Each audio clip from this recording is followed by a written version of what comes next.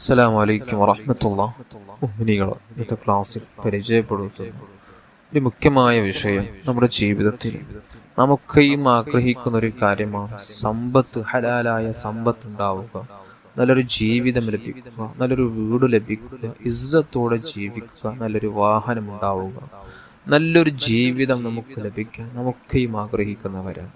അതിനു വേണ്ടി മഹാന്മാർ പഠിപ്പിച്ച ഒരുപാട് പരിഹാര മാർഗങ്ങൾ, അതിലേറ്റവും ബെറ്ററായ നല്ലൊരു പരിഹാര മാർഗമാണ് സൂചിപ്പിക്കുന്നത്.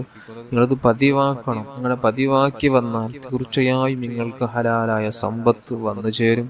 ഹലാലായ സമ്പത്ത് നിങ്ങളുടെ കയ്യിലെത്തും. ഇത് മഹാന്മാർ നമുക്ക് പഠിപ്പിച്ചതാണ്. സൂറത്തുൽ ഫത്ഹ് ദിവസവും ഒരു തവണയെങ്കിലും നിങ്ങൾ പാരായണം ചെയ്യണം. അതല്ലെങ്കിൽ സൂറത്തുൽ ഫാത്തിഹ 156 തവണ, 156 തവണ സൂറത്തുൽ ഫാത്തിഹ 156 ഈ ഒരു എണ്ണത്തിൽ സൂറത്തുൽ ഫാത്തിഹ പതിവാക്കുക. അതേപോലെ തന്നെ ഇതും സാധിക്കാത്തവർ ദിവസവും ലാ ഹൗല വലാ ഖുവത ഇല്ലാ ബില്ലാഹിൽ അലിയ്യിൽ അദീം എന്ന ദിക്ർ ദിവസവും പതിവാക്കുക.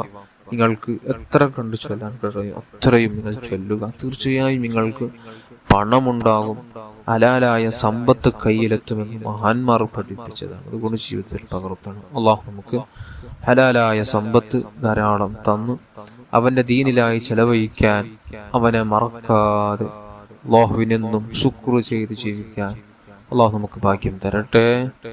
ആമീൻ യാ റബ്ബൽ ആലമീൻ.